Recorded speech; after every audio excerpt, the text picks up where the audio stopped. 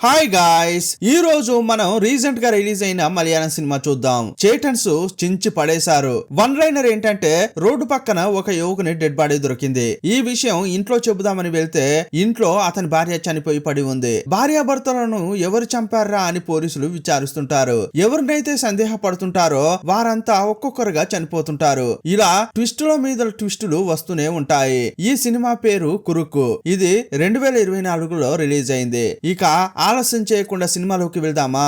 అంతకంటే ముందు welcome to కళ్ళ ముందు కదిలే చిత్రాలు. సినిమా స్టార్టింగ్ లో ఒకడిని చూపించారు. ఫుల్ గా మత్తులో ఉన్నాడు. ఒక అమ్మాయికి పబ్ లో ఏదో చెప్పబోతే ఆ అమ్మాయి ఆమె గ్యాంగ్ కలిసి వీడిని చితక్కొట్టారు. కారులో వస్తున్న అతనికి ఇదంతా గుర్తుకొచ్చింది. మళ్ళీ తిరిగి పబ్ కు వెళ్ళాడు. ఆ గ్యాంగ్ ఇంకా అక్కడే ఉంది. బీర్ బాటిల్ తీసుకుని ఒకడి తలపై గట్టిగా కొట్టాడు. పెద్ద గొడవే చేసి తిరిగి వస్తున్నాడు. వీడు ఫుల్ తాగుబోతు, షార్ట్ టెంపర్ కూడా. కోపంలో ఏదో ఒకటి చేస్తాడు. తన అపార్ట్మెంట్ కు వచ్చాక మెట్లెక్కి ఫ్లాట్ కు వెళ్తున్నాడు. ఒక ఫ్లాట్ లో భార్యాభర్తలు గొడవ పడుతుంటారు. నువ్వు చెప్పినట్లు చేయడం కుదరదని భార్య అంటుంటే భర్త తిడుతున్నాడు. ఈ జుంపాలోడు టక్కున ఆ ఇంటి తలుపులు తెరిచాడు. వెంటనే ఆ భర్త, ఇక్కడ ఏమైనా సినిమా కనబడుతోందా, మూసుకుని వెళ్ళరా అని డమాలన తలుపులు వేశాడు. అది ఈ జుంపాలోడికి అవమానంగా అనిపించింది. వీడసలే కోపిష్టి. ఇంటికి వెళ్లి కత్తి పట్టుకుని తిరిగి వచ్చాడు. నీ మొగుడెక్కడే అని అడుగుతూ ఆ లేడీని చంపినట్లు చూపించారు. సీన్ కట్ చేస్తే రోడ్డు పక్కన డెడ్ బాడీ కనిపిస్తోందని పోలీసులకు సమాచారం అందడంతో స్పాట్ కు వచ్చారు. అక్కడికి వచ్చిన ఎస్ఐ సమాచారం ఇచ్చిన వ్యక్తిని కలిసి మీరేం చూశారని అడిగాడు. తను నైట్ టైం టీలు అమ్ముతానని చెప్పిన అతడు, ఓమ్ని కారులో వచ్చిన వారు డెడ్ బాడీని విసిరేసి వెళ్లారని, ఆ చోటు డార్క్ గా ఉండడం వల్ల వారి ఫేసులు కనిపించలేదని చెప్పాడు. అదే టైంలో అక్కడికి ఇన్స్పెక్టర్ వచ్చాడు. ఇతడే ఈ సినిమా హీరో. కేసు గురించి అన్ని విషయాలు తెలుసుకున్నాడు. సంఘటన స్థలంలో ఐడి కార్డు దొరికింది. అతని పేరు రూపన్ అని తెలిసింది.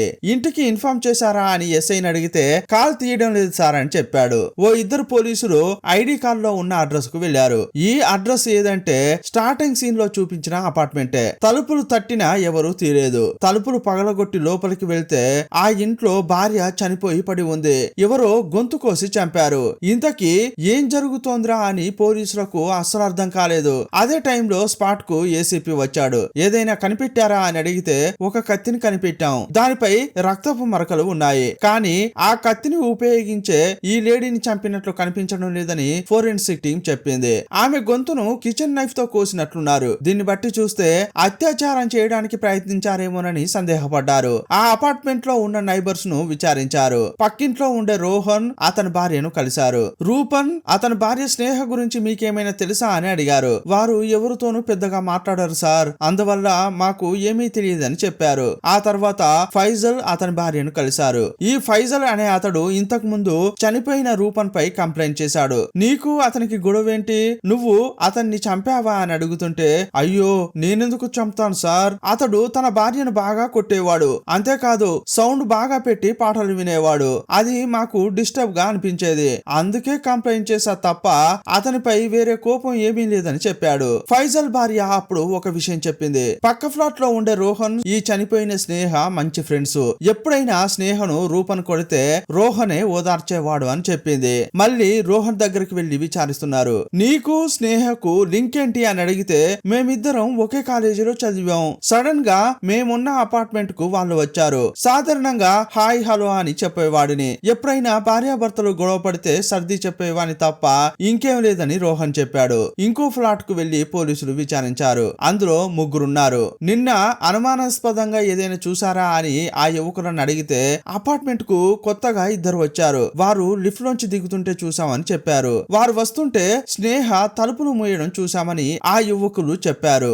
ఆ తర్వాత మేము పార్కింగ్ కు వెళ్లి స్కూటీ తీయబోతుంటే అక్కడ ఓమ్ని ఉంది. అందులో ఒకడు కూర్చున్నాడు. మా బండిని ఢీ కొట్టినట్లే పార్కింగ్ చేయడంతో కోపం వచ్చి వాడితో గొడవ పడ్డామని చెప్పారు. ఆ ముగ్గురిని చూస్తే గుర్తుపడతారా అని అడిగితే ఎస్ గుర్తుపడతామని చెప్పారు. ఇదే టైంలో ఒక కానిస్టేబుల్ పరిగెత్తుకుంటూ వచ్చి సిఐకి ఏం చెప్తున్నాడంటే, సార్ పక్క అపార్ట్మెంట్ లో ఒక అబ్బాయి ఉంటాడు, తలుపు ఎంత తట్టినా అతడు తీయట్లేదని చెప్పాడు. వెంటనే సిఐ అక్కడికి వెళ్లి తలుపు కొట్టాడు. స్టార్టింగ్ సీన్ లో ఒక జుంపాలాన్ని చూసామే, అతని పేరు జార్జ్, అతడే వచ్చి తలుపులు తెరిచాడు. రేయ్ తలుపులు తెరవడానికి ఇంత టైమా అంటుంటే నేను పడుకున్నా అని చెప్పాడు. హీరో లోపలికి వెళ్లి చెక్ చేస్తుంటే ఎస్ఐ ఒక ప్రశ్న అడుగుతున్నాడు. పక్క ప్లాట్ లో ఉన్న రూపన్ స్నేహను ఎవరో చంపారు, దాని గురించి నీకు తెలుసా అని అడుగుతుంటే, అయ్యో వారిని చంపేశారా, నాకేమీ తెలియదు అంటున్నాడు. నువ్వు రాత్రి ఇంటికి ఎప్పుడు వచ్చావు, నువ్వేం పని చేస్తున్నావు అని అడిగారు. నేను ఐటీలో పనిచేస్తున్నాను, రాత్రి 10-10:30 మధ్యలో ఇంటికి వచ్చాను, ఆ తర్వాత ఇంట్లో కొంచెం సేపు పెయింట్ చేశాను,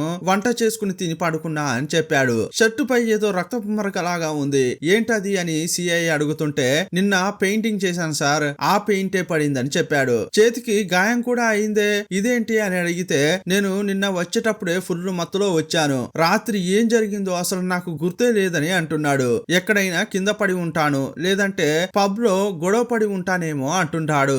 రే నిన్న రాత్రి ఏం జరిగిందో అంతా గుర్తు చేసుకొని చెప్పరా అని బెదిరిస్తుంటే, సార్ నేను నిన్న ఫుల్ గా తాగి ఇంటికి వచ్చాను, మెట్లెక్కి వస్తుంటే ఆ భార్యాభర్తలు గొడవ పడుతున్నారు, నేను చాలా కోపంతో తలుపులు తెరిచి చూశాను, కానీ ఆ భర్త నన్ను చూసి కోపంతో నా ముఖం పైనే తలుపులేశాడు, అప్పుడు నాకు చాలా అవమానంగా అనిపించింది, సరే అని ఇంటికి వచ్చి తిని పడుకున్నా అని చెప్తున్నాడు. సరే వీని తీసుకెళ్లి మొదట ఫస్ట్ ఎయిడ్ చేయండి, ఆ తర్వాత విచారిద్దామని సిఐ చెప్పాడు. ఇప్పుడు మార్చిరీలో చూపించారు. అక్కడికి రూపన్ యొక్క తల్లిదండ్రులు వచ్చారు. వాళ్ళను సిఐ విచారిస్తుంటాడు. రూపన్ కు స్నేహకు ఎవరైనా శత్రువులు ఉన్నారా అని అడిగాడు. తండ్రేమో శత్రువులు ఎవరు లేరని అంటుంటే, తల్లి మాత్రం స్నేహ వాళ్ళ తల్లిదండ్రులే ఇదంతా చేసి ఉంటారు అని అంటోంది. నా కొడుకు స్నేహ పెళ్లి చేసుకున్న విషయం తెలిసి స్నేహ యొక్క నాన్న, ఆమె అన్న వాళ్ళు ముగ్గురు రౌడీలను పంపించి నా కొడుకును కొట్టమని చెప్పారు. అప్పుడు వాళ్ళు కొట్టి వెళ్లారు. ఇప్పుడు కూడా అదే విషయం జరిగి ఉంటుంది అని అంటోంది.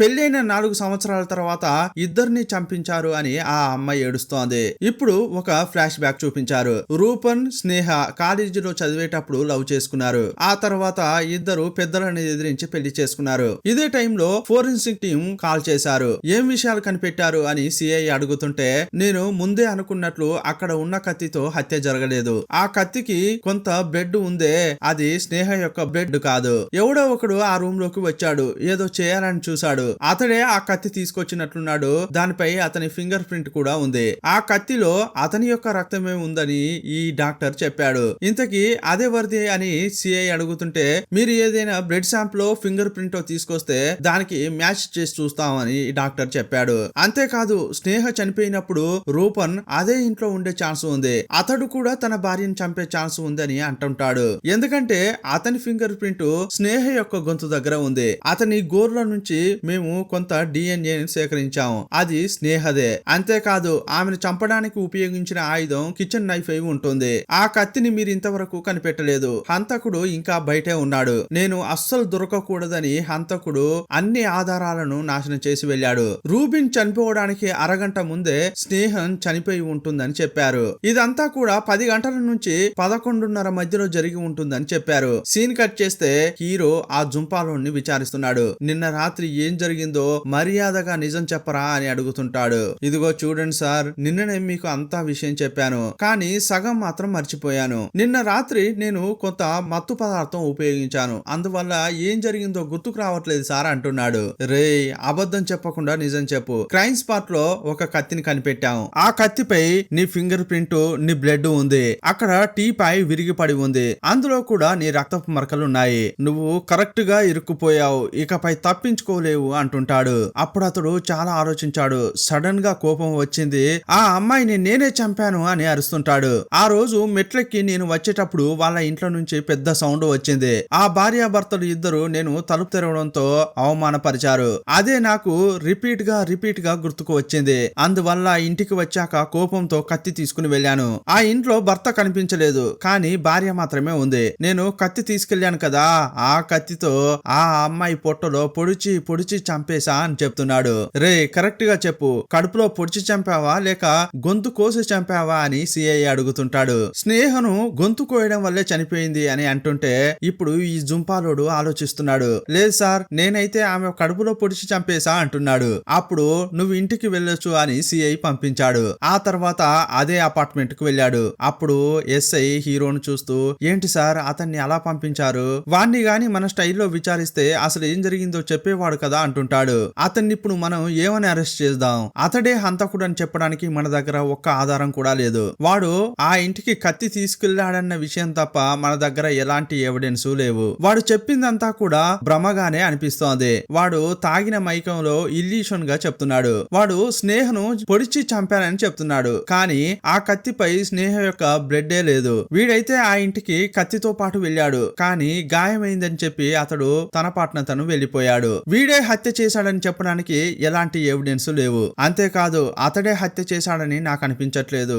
ఎందుకైనా మంచిది మనం కొంచెం వెయిట్ చేద్దాం అంటుంటాడు. సరే, ఇంతకీ సెక్యూరిటీ హాస్పిటల్లో ఉన్నాడు కదా, అతడు కళ్ళు తెరిచాడా అని అడిగాడు. కళ్ళు తెరిచాడు సార్, అతన్ని మేము విచారించాం. అతడు ఏం చెప్పాడంటే ఎవరో ఇద్దరు వచ్చారట, అతన్ని కొట్టి లోపలికి వెళ్లారట.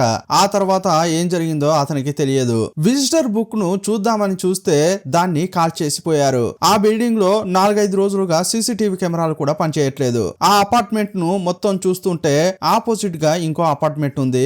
అక్కడ ఒక సీసీటీవీ కెమెరా ఉంది. ఆ కెమెరా ఈ అపార్ట్మెంట్ వైపే ఉన్నట్లు ఉంది. నువ్వు అక్కడికి వెళ్లి ఫుటేజ్ తీసుకురా, అందులో ఏదైనా ఆధారం దొరుకుతుందేమో చూద్దామని సిఐ చెప్పాడు. ఇంతకు ముందు రూపన్ వాళ్ళ అమ్మ నాన్న ఏం చెప్పారు, స్నేహ వాళ్ళ తల్లిదండ్రులే ఇంతకు ముందు 3 రౌడీలను పంపిస్తే వాళ్ళు నా కొడుకును కొట్టారని చెప్పారు కదా. ఇంతకీ అటాక్ చేసింది ఎవరనేది కనిపెట్టారు. ఆ టైంలో రూబిన్ వాళ్ళ అమ్మా నాన్న పోలీసులకు కంప్లైంట్ చేశారు. ఆ ఫైల్ ను ఇప్పుడు వీళ్ళు వెతికి పట్టుకున్నారు. ఆ ముగ్గురిని పట్టుకొచ్చి స్టేషన్ లో వారి స్టైల్లో విచారిస్తున్నారు. దెబ్బలు తట్టుకోలేక నిజాన్ని ఒప్పుకున్నారు. అవును సార్, ఆ రోజు మీ ముగ్గురం వెళ్లి రూపన్ను కొట్టాం. ఇంతకీ కొట్టమని చెప్పింది ఎవరంటే స్నేహ వాళ్ళ అన్న వాళ్ళ నాన్న. మా చెల్లెల్ని ఆ పోకిరోడు లవ్ చేస్తున్నాడు, వాడు ఎలాగైనా చేసి మా చెల్లెల్ని వదిలేయాలి, ఆ విధంగా కొట్టండి అని చెప్పారు. కానీ వాళ్ళు చంపమని చెప్పలేదు, అందువల్ల మేం కూడా చంపలేదు సార్ అని చెప్పారు. ఇప్పుడు స్నేహ ఇంటికి వెళ్లి ఫ్యామిలీని విచారిస్తున్నారు. స్నేహ వాళ్ళ నాన్న ఏం చెప్తున్నాడంటే అవునండి, మేమే మనుషులను పంపించి రూపన్ను కొట్టించాం. మా కూతురు అతన్ని లవ్ చేస్తుందని తెలియగానే అతని గురించి మేము విచారించాం. వాడు ఉమనైజర్ అని తెలిసింది. ఎప్పుడు ఏదో ఒక అమ్మాయితో తిరుగుతుంటాడని తెలుసుకున్నాం. ఆ తర్వాత నా కొడుకు కూడా వాడిని ఫాలో అయ్యాడు. వాడు ఏదో ఒక అమ్మాయితో తిరుగుతుండేవాడు. అందువల్లే వాడి నుంచి మా కూతుర్ని కాపాడాలని అనుకున్నాం. వారిద్దరికి పెళ్ళైనా పర్వాలేదు, వాడి నుంచి విడగొట్టి మా కూతుర్ని ఇంటికి తీసుకురావాలని అనుకున్నామని ఆ తండ్రి చెప్తున్నాడు. కానీ వాళ్ళిద్దరిని విడదీయలేకపోయాం, అందువల్ల అలాగే వదిలేసాం అని చెప్తున్నాడు. సరే, ఇంతకీ అతన్ని ఇంకెవరైనా చంపే ఛాన్స్ ఉందా అని పోలీసులు అడిగారు. అలా మాకేం తెలియదు సార్ అని చెప్పగానే హీరో వెళ్లిపోయాడు. వెళ్లే ముందు స్నేహ వాళ్ళ అన్నను చూసి మీ చెల్లి గాని చనిపోతే ఈ ఆస్తంతా ఎవరికి వస్తుంది, మీకే కదా అంటున్నాడు. అప్పుడు ఆ అబ్బాయి కూడా అవునని అన్నాడు. హీరో అతన్ని ఒకలాగా చూస్తున్నాడు. మేబీ ఇతడు కూడా చంపే ఛాన్స్ ఉందనుకున్నాడు. సీన్ కట్ చేస్తే ఆపోజిట్ అపార్ట్మెంట్ లో సీసీటీవీ కెమెరా ఉంది కదా, అక్కడికి వెళ్లి ఫుటేజ్ ని చూస్తున్నారు. మొదట ఆ జుంపాలోడు లోపలికి వచ్చాడు. వీడు వెళ్లిపోయిన తర్వాతే అక్కడికి ఓమ్ని కార్ వచ్చింది. అందులోంచి ఇద్దరు దిగారు. ఒకడు మాత్రం లోపలే ఉన్నాడు. ఇద్దరు పైకి వెళ్లి రూబిన్ ను కొట్టారు. అతన్ని తీసుకొచ్చి బండి లోపల పడేసి బయలుదేరారు. ఈ విషయం అంతా ఆ ఫుటేజ్ లో రికార్డ్ అయింది. ఆ కిడ్నాప్ లో ముగ్గురు పాల్పంచుకున్నారు, కానీ వాళ్లే చంపారా అనేది తెలియట్లేదు. ఆ ముగ్గురు ఎవరు, ఆ కారు ఎవరిదో కనిపెట్టండి అని హీరో చెప్పాడు. ఇదే టైంలో సీసీటీవీ కెమెరా ఫుటేజ్ ని చూపించాడే ఆపరేటర్.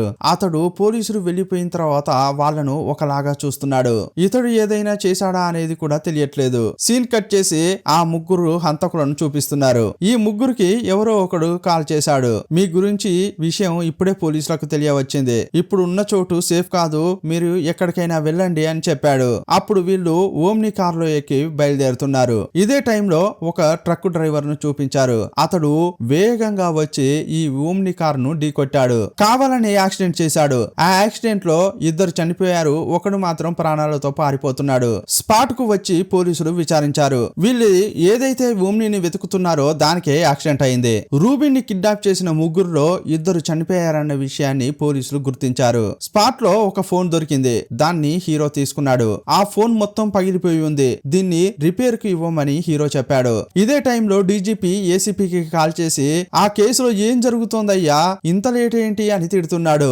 సార్, ఈ కేసు విచారిస్తున్న కొద్దీ ఇంకా హత్యలు పెరుగుతూనే ఉన్నాయి. వారం రోజుల్లోనే 4 హత్యలు జరిగాయి సార్, త్వరగానే ఈ కేసును ముగిస్తామని ఏసీపీ సర్ది చెప్పాడు. ఆ తర్వాత హీరో దగ్గరికి వెళ్లి హీరోను అతని టీం ను ఫుల్ గా తిడుతున్నాడు. ఏం చేస్తున్నారయ్యా, ఎప్పుడు హంతకుణ్ణి కనిపెడతారు, త్వరగా కేసును ముగించండి అయ్యా అని తిట్టాడు. ఇంకోవైపు ఎస్ఐ ఆ ఫోన్ ను బాగు చేయించి తీసుకొచ్చాడు. ఆ ఫోన్ లో ఒక వీడియో ఉంది, దాన్ని ప్లే చేశాడు. ఈ తాగుబోతు జార్జ్ ఉన్నాడే, అతడు కత్తితో పాటు స్నేహ ముందు నిలబడి తిడుతున్నాడు. ఆల్రెడీ ఆ అమ్మాయిని ఎవరో గొంతు కోసి చంపేశారు. ఇతడు మాత్రం చేతిలో కత్తి పెట్టుకుని, ఎక్కడే నీ భర్త, వాడి గురించి చెప్పవే, ఇప్పుడు నా గురించి అర్థమైందా, ఇంకోసారి నాతో పెట్టుకున్నారనుకో చంపి పడేస్తా అంటున్నాడు. కోపంతో టీ పాయిను కొట్టాడు, అది విరిగిపోయింది, అతని చేతికి గాయమైంది, అప్పుడే రక్తం అంటుకుంది. కత్తిని అక్కడే పడేసి అతడు ఇంటికి వెళ్ళాడు. ఈ వీడియో చూసిన ఏసీపీ అంతే, ఇక కేసే ముగిసిపోయింది, వీడే హంతకుడు అని చెప్పి వీన్ని లోపలేయండి అంటున్నాడు. లేదు సార్, కొంచెం వెయిట్ చేద్దాం అని సిఐ అంటుంటే, ఇంకా వెయిట్ చేయడానికి ఏముందయ్యా, త్వరగా కేసును ముగించు అంటున్నాడు. మీడియా ముందుకు వెళ్లి జార్జే హత్య చేశాడని చెప్పారు. సీన్ కట్ చేసి హీరోను ఇంట్లో చూపించారు. అతడు ఏదో ఆలోచిస్తుంటే భార్య దగ్గరకు వచ్చింది. ఏమండి, కేసు అయిపోయింది కదా, హంతకుణ్ణి కనిపెట్టారు, ఇంకా ఎందుకు ఆలోచిస్తున్నారు అంటోంది. మేము ఇప్పుడు అరెస్ట్ చేశాం కదా జార్జ్ ని, అతడు హత్య చేయడానికి ఛాన్సే లేదు, వాడి చేతిలో కత్తి ఉంది కానీ ఆ కత్తికి ఎలాంటి రక్తం లేదు. వాడు అక్కడ ఆమెను చూస్తూ అరుస్తున్నప్పుడు ఎవరో వీడియో రికార్డ్ చేశారు. కత్తిని అక్కడ పడేసి వాడు వెళ్లిపోయేటప్పుడు వీడియో రికార్డ్ చేస్తున్న వ్యక్తిని చూశాడు. రే, నా గురించి తెలియదు, నేనేం చేస్తానో తెలుసా, చంపి పడేస్తా అని అతన్ని కూడా బెదిరించాడు. ఇక్కడి వరకు మాత్రమే ఆ వీడియో రికార్డ్ అయింది. ఎవరైతే రికార్డ్ చేశారో వాళ్ళని తిట్టుకుంటూనే జార్జ్ వెళ్లిపోయాడు. దీన్ని బట్టి చూస్తే ఇతడే స్నేహం చంపాడని చెప్పడానికి ఎలాంటి ఎవిడెన్స్ లేవు. నాకు తెలిసి జార్జ్ హంతకుడు కాదు. అంతేకాదు, రూబిన్ ని కిడ్నాప్ చేసి తీసుకెళ్లిన ఇద్దరిని ఎవరో హత్య చేశారు. అక్కడ జరిగింది యాక్సిడెంట్ కాదు, పక్కాగా ప్లాన్ చేసి చంపేశారు అని అంటున్నాడు. దీనంతటిని బట్టి చూస్తే హంతకుడు ఇంకా బయటే ఉన్నాడు. ఇలా హీరో సందేహపడుతుంటే సీన్ కట్ చేసి పోలీస్ స్టేషన్ లో చూపించారు. రూబిన్, స్నేహ వీళ్ళ యొక్క సైబర్ డీటెయిల్స్ ను హీరో చూస్తున్నాడు. వీళ్ళ ఫోన్లకు ఎవరు కాల్ చేశారు, వీరెవరికి కాల్ చేశారు, మెసేజ్లు ఎక్కడికి వెళ్ళాయి, అన్ని డీటెయిల్స్ వచ్చాయి. అప్పుడు ఎస్ఐని చూస్తూ హీరో ఏమంటున్నాడంటే, వీడు బాగా ఉమనైజరే, చాలా మంది అమ్మాయిలకు ఫోన్ చేశాడు, చాలా రొమాంటిక్ గా మాట్లాడాడు. ఇందులో చూస్తే ఒక అమ్మాయి వీడి నెంబర్ ను బ్లాక్ చేసింది. బ్లాక్ చేసిన అమ్మాయికి వీడు మెసేజ్ చేయాలని చూశాడు. ఆ తర్వాత ఎవరికో కాల్ చేశాడు, ఆ నంబర్ ను మాత్రం డిలీట్ చేశాడు. ఆ నంబర్ కూడా మనకు దొరికింది. ఆ నెంబర్ ఎవరిదనేది కనిపెట్టాలి. ఆ తర్వాత నైబర్స్ 2 ఫ్యామిలీలు ఉన్నాయే, వాళ్ళను పక్కాగా విచారించాలి అని సిఐ అంటున్నాడు. వాళ్ళ యొక్క కాల్ లిస్ట్ కూడా నాకు కావాలని చెప్పాడు. ఆ తర్వాత హీరో తన టీం ను తీసుకుని రోహన్ ఇంటికి వెళ్ళాడు. అక్కడ రోహన్ భార్య రీనా ఉంది. నీ భర్త ఎక్కడంటే ఆఫీస్ కి వెళ్ళాడని చెప్పింది. నీకు రూబిన్ కు కనెక్షన్ ఏంటి అని అడిగారు. నాకు అతనికి ఎలాంటి కనెక్షన్ లేదని ఆమె చెప్పింది. అప్పుడు ఆమె బెదిరిపోతుంటే సిఐ ఏమంటున్నాడంటే, నువ్వు రూబన్ తరచుగా ఫోన్ లో మాట్లాడుకున్నారు, వాట్సాప్ లో చాట్ కూడా చేసుకున్నారు. సడన్ గా నెల క్రితం అతని నెంబర్ ను నువ్వు బ్లాక్ చేశావు. ఎందుకు అలా చేశావు, అతనికి నీకు మధ్య ఏం జరిగింది అని అడుగుతున్నారు. వేరే దారి లేక ఆమె నిజం చెప్తోంది. రూబిన్ ఉన్నాడే, వాడు ఒక ఉమనైజర్ అండి. అతడు ఈమెను అప్రోచ్ అయినప్పుడు నో అని చెప్పింది. ఆ తర్వాత కొంచెం కొంచెంగా మాట్లాడుకున్నారు. ఇక ఇద్దరు కలిశారు. కానీ సడన్ గా ఒక రోజు ఈమె రూపన్ కలిసి ఉన్నప్పటి ఫోటోలు ఒక కొరియర్ లో వచ్చాయి. అది చూసి భయపడిపోయి అతని నెంబర్ ను నేనే బ్లాక్ చేశా అని చెప్పింది. నన్ను వాడు బ్లాక్ మెయిల్ చేస్తాడేమోనన్న భయంతోనే వాడి నెంబర్ ను బ్లాక్ చేశా అంది. ఆ తర్వాత అతనికి నాకు ఇంకా ఏం లింక్ లేదు అని చెప్పింది. ఇంతకీ ఆ కొరియర్ ను నీకెవరు పంపించారు అని అంటుంటే, నాకు తెలియదు అని చెప్పింది. ఈ కనెక్షన్ వ్యవహారం అంతా నీ భర్తకు తెలుసా అంటే తెలియదని చెప్పింది. ఆ తర్వాత ఫైజల్ ఇంటికి వెళ్లారు. అతని భార్యను ఇంకో రూమ్ కు తీసుకెళ్లి లేడీ పోలీసు విచారిస్తోంది. ఒక నంబర్ చెప్పి, ఇది నీ నెంబరేనా అని అడిగారు. అవునని ఆమె చెప్పింది. నీకు రూబన్ కు ఏదైనా సంబంధం ఉందా, ఈ ఫోన్ నంబర్ ద్వారా అతనికి కాల్ చేసావా అని లేడీ ఆఫీసర్ అడిగింది. లేదండి, నేను ఫోన్ చేయలేదు అని చెప్పింది. ఇదిగో చూడమ్మా, అబద్ధాలు చెప్పకు. ఆ నెంబర్ కు రూబన్ ఫోటోలు వీడియోలు పంపించడా లేదా అనేది మా దగ్గర ఆధారాలు ఉన్నాయి, నిజం చెప్పు అని అంటుంటే ఆమె భయపడుతోంది. అప్పుడు ఫైజల్ అరుస్తున్నాడు. ఇదిగో చూడండి, అనవసరమైన విషయాలన్నీ అడుగుతున్నారు, మేము ఆల్రెడీ ఏం జరిగిందో చెప్పేశాం, ఇంకా చెప్పడానికి ఏమీ లేదు అని అన్నాడు. ఇంకా చూపించాలంటే ఒకే ఒక వీడియో ఉంది అని హీరోకు చూపించాడు. ఈ ఫైజల్ కు 2 పిల్లలు. ఆ పిల్లలు బయట డాన్స్ చేస్తుంటే అతడు వీడియో రికార్డ్ చేస్తున్నాడు. అదే టైంలో స్నేహ వెళ్తోంది, ఆమె వెనకే ఈ సిఐ వెళ్తున్నాడు. ఈ వీడియో గాని బయటకు వస్తే ఏం జరుగుతుందో తెలుసా, వారం క్రితం స్నేహ ఆమె ఇంట్లోకి వెళ్ళేటప్పుడు ఆమె వెనకే మీరే వెళ్లారు, ఇంతకీ మీకు స్నేహకు ఏం సంబంధం అని ఫైజల్ అడుగుతున్నాడు. అప్పుడు హీరో అతన్ని గుర్రుగా చూస్తున్నాడు. ఈ వీడియో పబ్లిక్ గా అప్లోడ్ చేసేసరికి చాలా మంది ఆ వీడియోను చూశారు. ఇక న్యూస్ లోనైతే హీరో గురించి తప్పుగా రాశారు. హీరోకు స్నేహకు ఏదో కనెక్షన్ ఉన్నట్లు మాట్లాడుకున్నారు. ఇదంతా మినిస్టర్ చూసి బాగా కోప్పడ్డాడు. డీజీపీకి ఫోన్ చేసి ఫుల్ గా తిడితే అతడు ఏసీపీకి కాల్ చేసి ఫుల్ గా తిట్టాడు. ఆ తర్వాత హీరోను కూడా పిలిచి విచారించాడు. నీకు స్నేహకు ఎలాంటి సంబంధం, దాని గురించి మాకేమీ చెప్పలేదే అని అడుగుతుంటాడు. సార్, నేను ఆల్రెడీ చెప్పాను. నేను ఇంతకు ముందు మీకు ఒక ఫైల్ ఇచ్చానే, ఆ ఫైల్లో అన్ని డీటెయిల్స్ ఉన్నాయి. స్నేహ చనిపోవడానికి ఒక వారం ముందు నేను నా భర్తపై ఫిర్యాదు చేయాలి, మీరు ఇంటికి వస్తారా అని పిలిచింది. అప్పుడు నేను పక్కనే ఉన్నాను. సరే ఇంటికి వెళ్దామని వెళ్ళాను. లేడీ పోలీస్ కూడా వచ్చింది. కరెక్ట్ గా ఇంట్లోకి వెళ్ళేటప్పుడు నేను ఫైల్ మర్చిపోయా అని ఆమె కారు దగ్గరకు వెళ్ళింది. అప్పుడు స్నేహ వెనకే నేను వెళ్తుంటే వాళ్ళు వీడియో రికార్డ్ చేస్తున్నారు. అందులో నేను వెళ్తున్నది రికార్డ్ అయింది అని చెప్పాడు. ఇంట్లోకి తీసుకెళ్లాక ఆమె ఏం జరిగిందో చెప్పింది. వాళ్ళు ఏం మాట్లాడుకున్నారనేది చూపించలేదు. యాక్చువల్ గా ఇదే జరిగింది సార్, అంతే తప్ప నాకు ఆ అమ్మాయికి ఎలాంటి కనెక్షన్ లేదని చెప్పాడు. అప్పుడే ఆమె భర్తపై నేను ఎఫ్ఐఆర్ కూడా రిజిస్టర్ చేశాను. దానికి సంబంధించిన కాపీ కూడా మీకు ఇచ్చిన ఫైల్లో ఉంది అని చెప్పాడు. అప్పుడు డీజీపీ ఏమంటున్నాడంటే, నేను పిలిచింది ఈ వీడియో కోసం కాదు, ఆ హత్య కేసు ఏమైంది, ఎప్పుడు పరిష్కరిస్తారు అని అడుగుతున్నాడు. త్వరలోనే కనిపెడతాను సార్. ఆ హంతకుడికి ఫ్లాట్ లో ఉన్నవారు ఎవరో సాయం చేశారు, అది ఎవరో కనిపెడతా అని అంటుంటే, ముందు కనిపెట్టవయ్యా అని డీజీపీ చెప్పాడు. సీన్ కట్ చేస్తే ఫయాజ్ ను అరెస్ట్ చేసి స్టేషన్ కు తీసుకువచ్చారు. అతన్ని ఎస్ఐ బాగా కొడుతున్నాడు. అతన్ని ఎందుకు కొడుతున్నావయ్యా, రూపన్ కాల్ లిస్ట్ లో ఫయాజ్ నెంబర్ ఉందని మాత్రమే అరెస్ట్ చేసి తీసుకురాలేదు అని హీరో అంటున్నాడు. వేరే కారణం కూడా ఉంది. ఆ రోజు స్నేహను విచారించడానికి వెళ్ళినప్పుడు స్నేహ ఏం చెప్పిందంటే, పెళ్లికి ముందు మా అన్న నాకు వార్నింగ్ ఇచ్చాడు, రూపన్ మంచోడు కాదు, అతన్ని నమ్మొద్దు అని అన్నాడు. కానీ అతన్ని నేను నమ్మలేదు. ఒక వారం క్రితం ఎవరో ఒక పార్సల్ తీసుకొచ్చి నా కారులో పెట్టారు. దాన్ని చూసిన తర్వాత నేను షాక్ అయ్యాను. ఆ ఫోటోలను సిఐకి చూపించింది. రూపన్ వేరే ఎవరో అమ్మాయిలతో ఉన్నప్పుడు ఆ ఫోటోలు తీశారు. ఈ విషయమంతా హీరో చెప్పి, దీని గురించి నీకేమైనా తెలుసా అని అడగడానికే ఫయాజ్ ను తీసుకొచ్చానని సిఐ అంటున్నాడు. అంతేకాదు, మనం ఎవరినైతే అనుమానిస్తున్నామో ఆ హంతకుడు వారందరినీ చంపేస్తున్నాడు. ఇతన్ని కూడా చంపే ఛాన్స్ ఉందన్న అనుమానంతోనే ఇతన్ని తీసుకొచ్చా అని చెప్పాడు. అప్పుడు ఫైజల్ భయపడిపోతున్నాడు. కొన్ని ఫోటోలను హీరోకు చూపిస్తున్నాడు. ఎవరో అతని భార్య నంబరుకు రూపన్ అతని భార్య కలిసి ఉన్నట్లు కొన్ని ఫోటోలు వీడియోలు పంపించారు. పంపించిన నంబర్ అన్నోన్ నంబర్. ఇది చూసిన హీరో, వెరీ గుడ్, ఇందుకోసమే నేను ఇంతగా చేశా అని సిఐ అంటున్నాడు. ఈ నెంబర్ ఎవరిదో కనిపెట్టండి అని సిఐ ఆ ఫోన్ తీసుకుని ఎస్ఐకి ఇచ్చాడు. ఈ నెంబర్ ఎవరిదంటే, కొన్ని రోజుల క్రితం వరకు ఇద్దరు రౌడీలు హత్యలు కొట్టడాలు చేసేవారు. వారి ఐడినే ఇచ్చి ఈ నంబర్ తీసుకున్నట్లు గుర్తించారు. వారిని తీసుకొచ్చి విచారిస్తుంటే, మేము ఏమీ చేయలేదు, ఈ నెంబర్ ను అసలు యూజ్ చేయలేదు, దీన్ని అసలు కొన్నదే గుర్తులేదు అని చెబుతున్నారు. 2 ఏళ్ల క్రితం హత్య కేసులో జైలుకు వెళ్ళొచ్చాం. ఆ తర్వాత గుట్టుగా బతుకుతున్నాం. కార్ల కంపెనీలో పనిచేస్తున్నాం. ఎవరైనా ఈఎంఐ కట్టకుంటే ఆ కార్లను ఎత్తుకొచ్చే పని చేస్తున్నాం తప్ప ఎలాంటి రౌడీయిజం చేయట్లేదని వారు చెప్పారు. వీరు చెప్పేదంతా నిజమే అని పోలీసులు తెలుసుకున్నారు. వీరు 2 ఏళ్ల క్రితం జైల్లో ఉన్నప్పుడు ఆ సిమ్ ను ఎవరో కొన్నారు. ఎవరో వీరికే తెలియకుండా వీరి ఐడిపై సిమ్ తీసుకున్నట్లు హీరో గుర్తించాడు. ఎదురు అపార్ట్మెంట్ లో తీసుకున్న సీసీటీవీ ఫుటేజీని హీరో మళ్ళీ చూశాడు. అందులో ఒక విషయం గమనించాడు. ఆ తర్వాత హీరో ఎస్ఐతో ఏమంటున్నాడంటే, ఈ ఫుటేజీ మన చేతికి రావడానికి ముందే 2 నిమిషాల పాటు ఎవరో పక్కాగా ఎడిట్ చేశారు. నువ్వు బాగా చూడు, ఆ ఓమ్నీకి ముందు కారు ఒకటి ఆగి ఉంది, కానీ వీడియో ప్లే అయినప్పుడు ఆ కారు కనిపించకుండా పోతోంది. ఆ ఫుటేజీని మాత్రం ఎవరో కట్ చేసి తీసేశారు. దీన్ని చూసిన ఎస్ఐ, అవును సార్, ఇదంతా మేం గమనించలేదు అంటున్నాడు.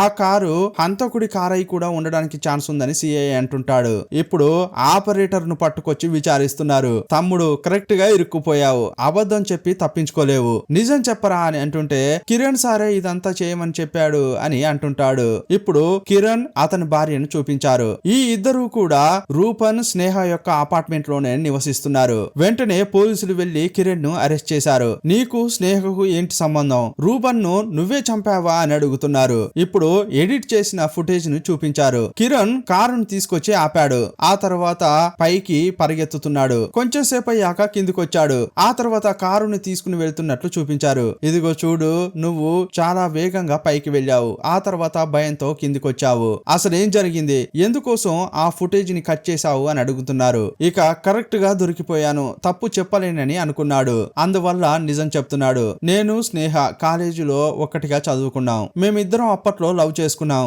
ఆ తర్వాత విభేదాలు వచ్చాయి, బ్రేకప్ చెప్పింది. ఆ తర్వాత ఆమె రూబిన్ ని ప్రేమించి పెళ్లి చేసుకుంది. ఈ విషయం తెలిసి నేను మానసికంగా కుంగిపోయాను. ఆ తర్వాత నా భార్యను చూశాను, పెళ్లి చేసుకున్నాను. మా జీవితం ఏదో మేము బతుకుతున్నాం. యాక్చువల్ గా చెప్పాలంటే స్నేహను నేను మర్చిపోయాను. కానీ సడన్ గా సంవత్సరం క్రితం స్నేహ ఆమె భర్త మేమున్న అపార్ట్మెంట్ కే వచ్చారు. అనుకోకుండా ఆమెను చూసి మాట కలిపాను. మళ్ళీ ఆమెపై నాకు ప్రేమ కలిగింది. ఆమెను చూసినప్పుడల్లా ఈ అమ్మాయిని నేను మిస్ చేసుకున్నానే అని అనిపించేది. ఆ తర్వాత ఆమెతో మాట్లాడుతున్న క్రమంలో నాకు ఒక విషయం తెలిసింది. స్నేహ ఆమె భర్త మధ్య బంధం సరిగా లేదని తెలిసింది. అతడు అమ్మాయిల పిచ్చి కలవాడని నాతో చెప్పి ఏడ్చేది. అందువల్ల నేనే ఆమెను ఓదార్చేవాణ్ణి. ఒకరోజు ఆమె బాగా ఏడుస్తూ నన్ను కలిసింది. ఏం జరిగిందమ్మా అని అడిగితే, ఇకపై వాడి టార్చర్ ను నేను తట్టుకోలేను. వాడు చేసేదాన్ని బట్టి చూస్తే వాడు చెడిపోవడమే కాక నన్ను కూడా వేషగా మార్చేటట్లు ఉన్నాడు అంటోంది. వాణ్ణి నేను చంపేస్తా, ఎవరు సాయం చేసినా చేయకపోయినా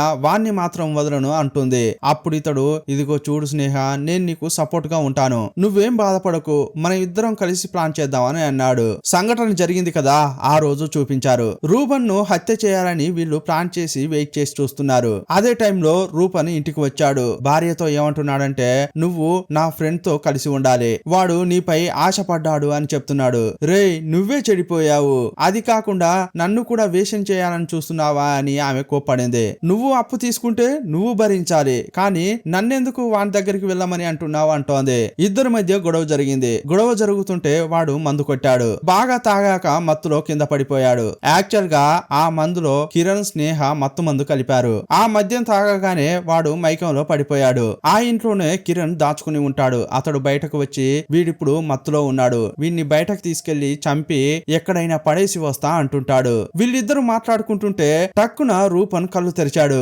నాకే ద్రోహం చేస్తావా అని భార్య గొంతు పిసుకుతున్నాడు. కిరణ్ పై కూడా అటాక్ చేయబోయాడు.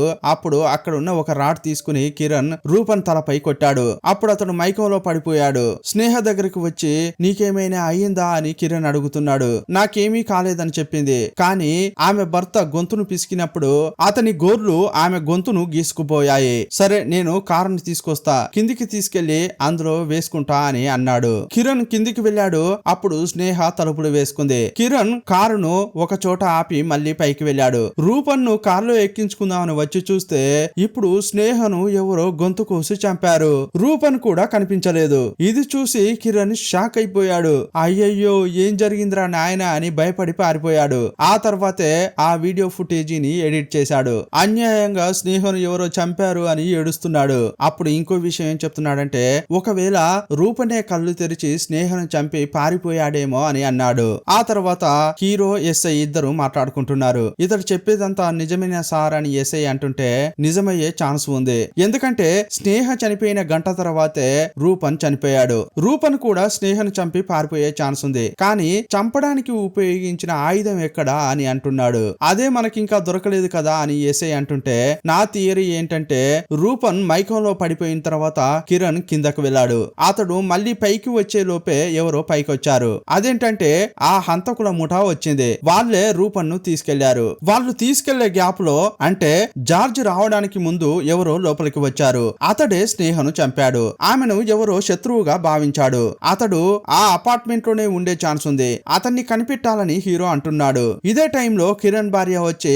నా భర్త అమాయకుడు, నేను అతన్ని ఇంటికి తీసుకెళ్తా అంటోంది. నీ భర్తను ఇప్పుడు తీసుకెళ్లడం కుదరదు, నేను హత్య చేశానని చెప్పాడు అంటుంటే అతని భార్య షాక్ అయింది. అప్పుడు ఆమె సిఐ ను చూస్తూ, సార్, నేను మీకు ఒక ముఖ్యమైన విషయం చెప్పాలి, స్నేహను నేనే చంపానని చెప్పింది. ఏంటమ్మా కొత్త కథ చెప్తున్నావు అని అంటుంటే, ఇది కథ కాదు సార్, నిజం అంటోంది. నీ భర్తను కాపాడడానికి నువ్వు కొత్త కథ అల్లావు కదా అంటున్నాడు. లేదు సార్, నేనే చంపాను, ఎందుకు చంపానో తెలుసా అని స్టోరీ చెప్తోంది. నా భర్త స్నేహ తరచుగా కలుసుకునేవారు, ఏదో ఒక విషయం మాట్లాడుకునేవారు. స్నేహకు సమస్య అంటూ వచ్చిందంటే నా భర్త వెళ్ళేవాడు. నా కళ్ళ ముందే ఆమెను ప్రేమగా చూసుకునేవాడు. ఇదేదో సరిగా లేదని నాకు చాలా కోపం వచ్చింది. ఆ అమ్మాయిని ఏదైనా చేయాలి, అలా చేస్తేనే నా భర్త నాపై ప్రేమగా ఉంటాడు అనుకున్నాను. ఆమెను చంపాలని చూశాను, కానీ కరెక్ట్ టైం దొరకలేదు. ఒకరోజు స్నేహ ఇంటి నుంచి నా భర్త వేగంగా బయటకు వచ్చాడు. అది చూసి నేను షాక్ అయిపోయాను. అదే టైంలో ఎవరో ఇద్దరు వచ్చి రూబిన్ ను ఎత్తుకెళ్తున్నారు. యాక్చువల్ గా ఇంట్లో ఏం జరుగుతోంది అని మొత్తం చూశాను. ఇక ఇదే కరెక్ట్ టైం అని అనుకున్నా. కత్తితో ఆ ఇంటికి వెళ్లి స్నేహను గొంతు కోసి చంపాను. ఎందుకంటే ఆ టైంలో ఇంట్లో ఎవరూ లేరు. నేను హత్య చేసే టైంలో అక్కడికి ఎవరో వచ్చారు. అప్పుడు నేను వెళ్లి దాక్కున్నా. వచ్చింది ఎవరంటే ఆ జుంపాలోడైన జార్జే. స్నేహను చూస్తూ ఏదేదో వాగాడు. ఆ తర్వాత టీ పాయిని గట్టిగా కొట్టాడు. అద్దం పగిలి అతనికి గాయమైంది. అక్కడి నుంచి వెళ్లిపోయాడు. ఇదంతా చెప్పి ఆమె ఏడుస్తుంటే, ఇదిగో చూడమ్మా, నువ్వు చెప్పేది నమ్మేటట్లే లేదు. నువ్వు స్నేహాను చంపితే మరి రూపన్ను ఎవరు చంపారు అని అడుగుతుంటే ఆమె నోరెళ్ళబెట్టింది. సీన్ కట్ చేస్తే హీరో వెళ్లి విషయమంతా ఏసీపీకి చెప్పాడు. అప్పుడు ఏసీపీ ఏమంటున్నాడంటే, దీనంతటికి కిరణే కారణం, ఇతడే హంతకుడని కేసు క్లోజ్ చేయని చెప్పాడు. ఆ తర్వాత రూబిని ఎత్తుకెళ్లిన ముగ్గురులో 2 చనిపోయారు. ఇంకా ఒక్కడు మిగిలి ఉన్నాడు కదా, అతడు అడవిలో ఉన్నప్పుడు అతన్ని ఎవరో వెంబడిస్తున్నట్లు అనిపించింది. అతన్ని ఎవరో చంపాలని చూస్తుంటే పారిపోతున్నాడు. సీన్ కట్ చేస్తే హీరో వెళ్లి డీజీపీని కలిశాడు. సార్, మీకు ముఖ్యమైన విషయం చెప్పాలి అని అంటుంటే, ఏంటి అని అడిగాడు. సార్, స్నేహను చంపింది ఆ అంజలినే. నా భర్తకు స్నేహకు ఏదో లింకు ఉందన్న కోపంతో ఆమె స్నేహను చంపేసింది. ఈ విషయాన్ని ఆమె ఒప్పుకుంది. అంతేకాదు, హత్యకు ఉపయోగించిన కత్తిని కూడా ఇచ్చింది. అంతేకాదు సార్, రూపన్ను చంపింది ఎవరనేది కూడా అన్ని డీటెయిల్స్ నా దగ్గర ఉన్నాయి. ఇదిగోండి ఫైల్ అని డీజీపీకి ఇచ్చాడు. ఆ ఫైల్ ను చూసిన డీజీపీ అదిరిపడ్డాడు. ఏంటయ్యా, ఏం చెప్తున్నావు? ఇది పెద్ద ఆరోపణ. దీనికి నీ దగ్గర ఎవిడెన్స్ ఉన్నాయా అని అంటుంటే, హీరో అన్ని ఎవిడెన్స్ ఉన్నాయి సార్ అంటుంటాడు. ఇదే టైంలో కిడ్నాప్ చేశారే ముగ్గురులో ఒకరిని తీసుకొచ్చాడు. ఈ కేసులో ఇతడే ముఖ్యమైన సాక్షి సార్ అని చెప్పాడు. ఆ హంతకుడు ఇతన్ని కూడా చంపాలని చూశాడు. ఇతడు ప్రాణాలకు భయపడి పారిపోతుంటే రౌండ్స్ లో ఉన్న పోలీసులు చూసి తీసుకొచ్చారు. ఇకపై నా ప్రాణాలకు ప్రమాదం అని చెప్పి ఇతడు కూడా అన్ని విషయాలు చెప్పాడు. యాక్చువల్ గా ఏం జరిగిందనేది ఇప్పుడు మనకు డీటెయిల్ గా చెప్తున్నారు. ఇద్దరు రౌడీలు నేరుగా స్నేహ ఇంటికి వెళ్లారు. అక్కడ చూస్తే రూపన్ కింద పడి ఉన్నాడు. అయ్యయ్యో, సార్కు ఏమైంది? ఇతన్ని హాస్పిటల్ కు తీసుకెళ్తామని వాళ్ళు తీసుకొస్తున్నారు. లేదు హాస్పిటల్ కు నేనే తీసుకెళ్తా అని స్నేహ అంది. లేదు మేమే తీసుకెళ్తాం మేడం అని వాళ్ళిద్దరూ అతన్ని తీసుకెళ్లారు. రూపన్ ను అపహరించి ఎక్కడికో తీసుకెళ్లారు. అక్కడికెళ్తే ఒకడు ఉన్నాడు. అతడు రూపన్ ను చూసి ఫుల్ గా కొట్టాడు. అక్కడ ఉన్నది వేరెవరో కాదు, ఏసీపీనే. ఈ ఏసీపీనే మనుషులను పెట్టి రూపన్ ను తన దగ్గరకు రప్పించుకుని బాగా కొట్టి చంపి పడేశాడు. ఏసీపీ యొక్క భార్యకు రూపన్ కు కనెక్షన్ ఉండేది. ఈ విషయం తెలిసిన తర్వాత ఏసీపీ 2 సంవత్సరాల క్రితమే తన భార్యను చంపాడు. వెంటనే రూపన్ ను చంపితే తనపై అనుమానం వస్తుందని వెయిట్ చేశాడు. ఆ కేసును ఎలాగోలా క్లియర్ చేసి ఇక రూపన్ ను చంపాలని అనుకున్నాడు. అతన్ని చంపిన తర్వాత ఈ కేసులో ఇతడు కరెక్ట్ గా ఇరుక్కుపోయాడు సార్ అని చెప్పాడు. అప్పుడు డీజీపీ ఏం చెప్తున్నాడంటే, వెంటనే ఏసీపీని అరెస్ట్ చేయి అని చెప్పాడు. యాక్చువల్ గా హీరో డీజీపీని కలవడానికి ముందే ఏసీపీని కలిశాడు. అప్పుడు హీరోని చూస్తూ ఏసీపీ ఏమంటున్నాడంటే, నువ్వు ఏదో ఒక రోజు నా దగ్గరికి వస్తావని బాగా తెలుసు. నా భార్య నన్ను మోసం చేసిందనేది ఎంత బాధిస్తుందో తెలుసా? ఆ దృశ్యాన్ని కళ్ళారా చూస్తే ఇంకా ఎంత బాధగా ఉంటుందో నువ్వు ఒక్కసారి ఆలోచించి చూడు అని హీరోని అంటున్నాడు. అందువల్లే మొదట నా భార్యను చంపాను, ఆ తర్వాత వీడిని చంపాను. ఎలాగైనా చేసి ఈ కేసులోంచి నన్ను బయటపడేలా చూడు అని ఏసీపీ ప్రాధేయపడుతున్నాడు. కానీ హీరో మాత్రం అస్సలు కుదరదు అని చెప్పి డీజీపీ దగ్గరకు వచ్చాడు. అప్పుడు ఏసీపీ లేచి గన్ తీసి హీరో తలకు పెట్టాడు. అప్పుడు ఏం జరిగిందో చూపించలేదు. ఇప్పుడు ఇంట్లో ఉన్న హీరోను అతని భార్యను చూపించారు. హీరో తలకు చిన్న గాయమైంది. అక్కడ బ్యాండేడ్ వేసుకున్నాడు. టీవీలో వస్తున్న వార్తను చూస్తూ భార్య ఏమంటుందంటే, ఏమండి, ఈ కేసులో అక్యూజ్డ్ ఆ ఏసీపీనా? ఇదంతా అతడే చేశాడా? నమ్మలేకపోతున్నాను. ఇప్పుడు వేరే అతడు కనిపించట్లేదు. అతడింతకు మీకు దొరుకుతాడా లేదా అని అంటోంది. దొరుకుతాడనే అనుకుంటున్నా అని హీరో ఒకలాగా చూస్తుంటాడు. ఇంతటితో ఈ సినిమాను ముగించారు. ఈ సినిమా ఎలా ఉంది? ట్విస్టులు ఉన్నాయా లేవా? ఈ సినిమాపై మీ అభిప్రాయం ఏంటో కామెంట్ బాక్స్ లో రాయండి. మరో సినిమాతో మళ్ళీ కలుసుకుందాం. అప్పటి వరకు బాయ్ బాయ్.